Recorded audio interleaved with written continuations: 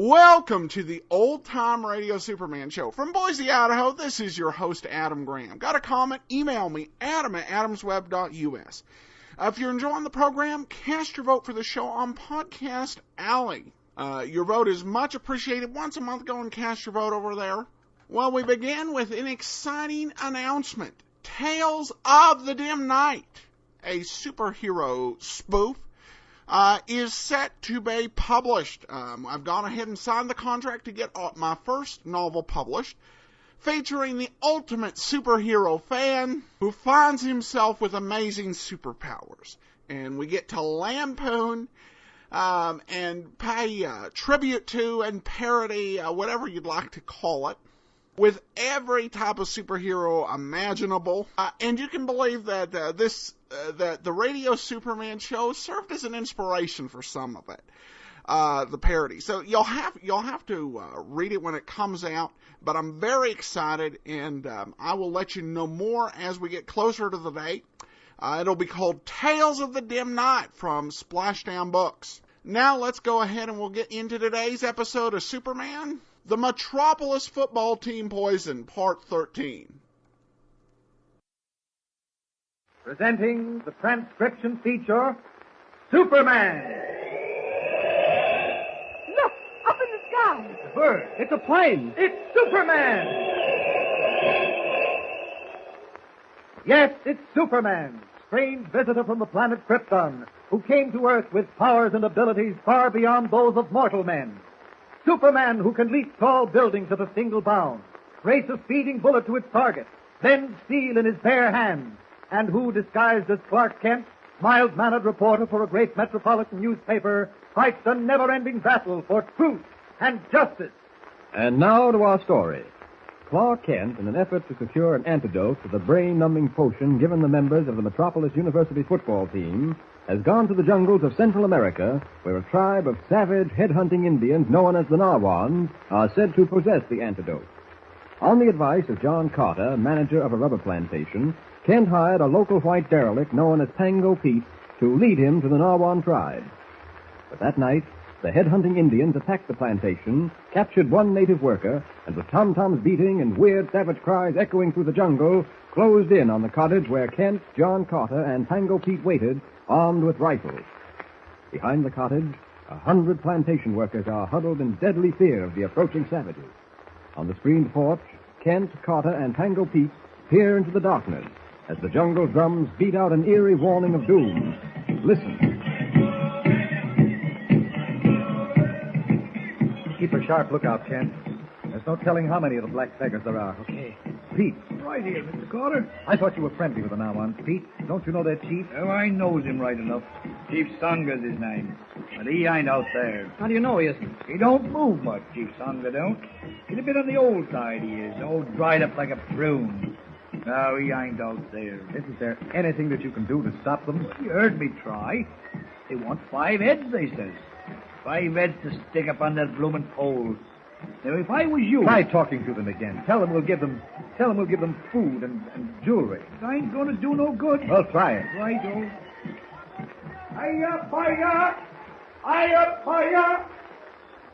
Well, it shut them up, at least temporarily. Go ahead, Pete. Food and jewelry. You got to wait till he answers. What does that mean? It means, is we ready? Ready for what? To give him 5 heads, I types it. Offer them food and jewelry. Hurry, Pete. No one! Thunder! My old guy! Blimey, I don't know how to cite jewelry in their bloomin' language. Listen. What does that mean, Pete? 5 heads or nothing. All right. Tell them it's nothing. No.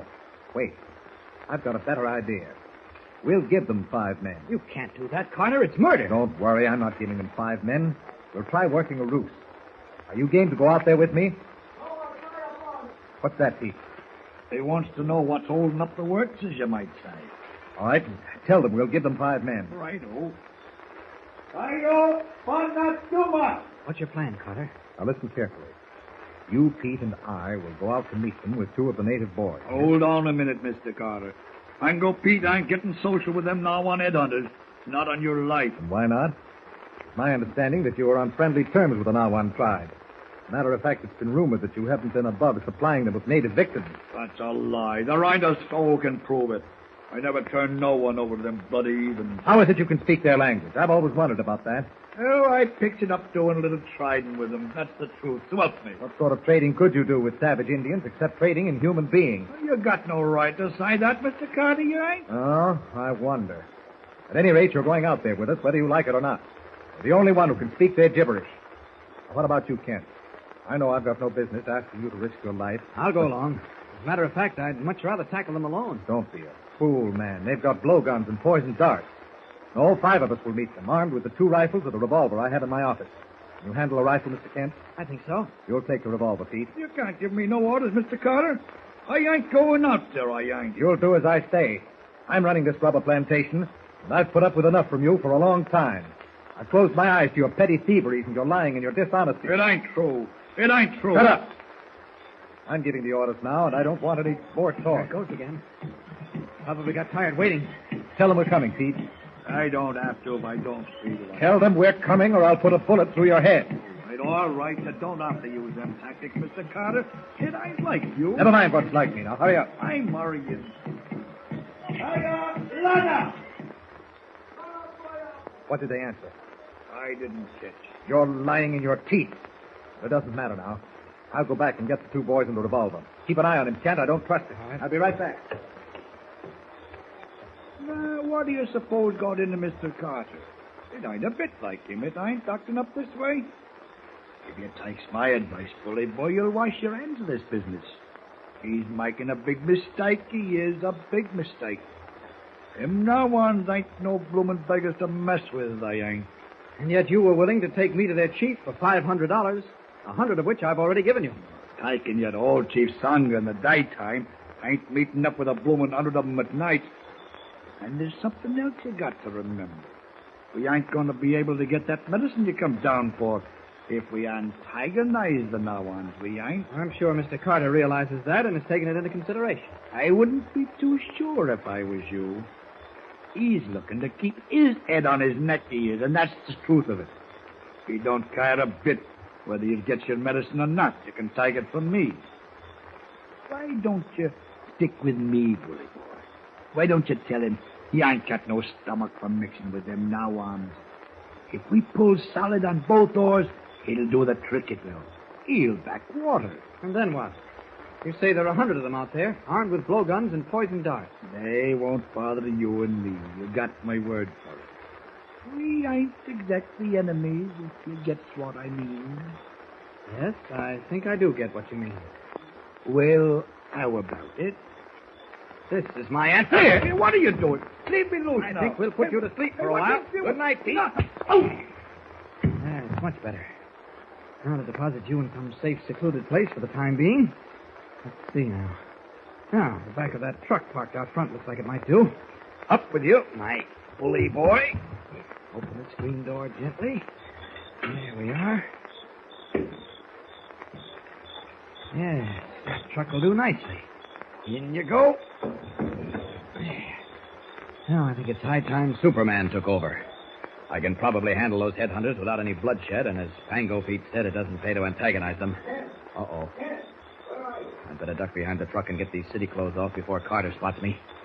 I think the Nawans would enjoy seeing me in full costume. There. That does it. Now let's see what savage headhunters look like from the air. Up! Up! And away!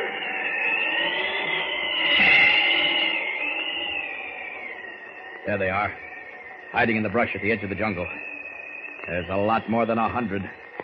Some of them seem to be carrying spears. I'll drop a little lower. Down! Down! Yes, a few of them have spears, probably with poison tips. They're certainly bloodthirsty-looking creatures, all painted up with bones stuck through their nostrils. I no wonder Pete didn't want to meet them in the dark. I said he didn't. They're enough to frighten anybody. What would happen, I wonder, if I just dropped down in the middle of them? No, I don't think that's so smart. Yeah, that looks like a clearing over to the left. I'll drop down and watch them from there. Down! There we are. Yes, this is as good a vantage point as any. Now we'll see what happens. Uh-oh. They're getting impatient again. That means trouble. Yes, they're moving out of the brush toward the cottage. I think I'd better... What happened? Great Scott. Carter's coming out of the cottage with 4 native boys. He's going to face them. He can't do that. It's suicide. Oh, and look, they're shooting poison darts at him. He's firing. Carter! Go back, you fool! Go back! Carter! Now I'll have to take a hand. Up! There we are. All right, you beggars. Fire your poison darts on me. Come on.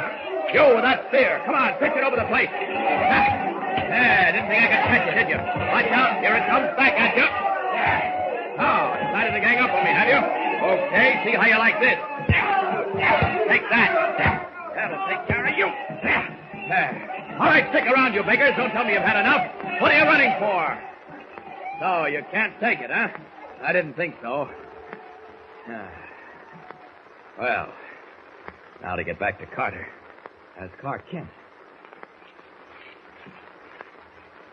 That's funny. He's gone. Last time I saw him, he was halfway between the cottage and the jungle. Maybe he's in the cottage. There's a light on. Well, Mr. Carter, Great Scott.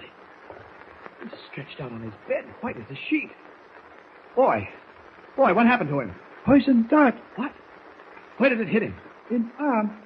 This one. Let's get a look at it. Come on, rip the sleeve off, will you? Yes, I see it. Just a pinprick, but it's red and swollen. Mr. Carter, what can I do for you? Just tell me. Nothing to do. All over soon. But there must be something. Some antidote, some medicine. Indians have medicine, but it's too late. Facing slow but certain death as the venomous poison seeps into his bloodstream, John Carter can only gasp that the Narwan Indians have the only antidote. And so, once again, Kent is faced with the problem of getting an antidote for a native drug. But this time, minutes count. What can Kent, even as Superman, accomplish? Don't miss the next episode. Listen in with Superman. Don't forget, tune in again for the next thrilling episode with Superman. Look, up in the sky. It's a bird. It's a plane. It's Superman. Superman is a copyrighted feature appearing in Action Comics magazine. Welcome back. Well, we're at least back to needing an antidote. Still not any closer to Metropolis.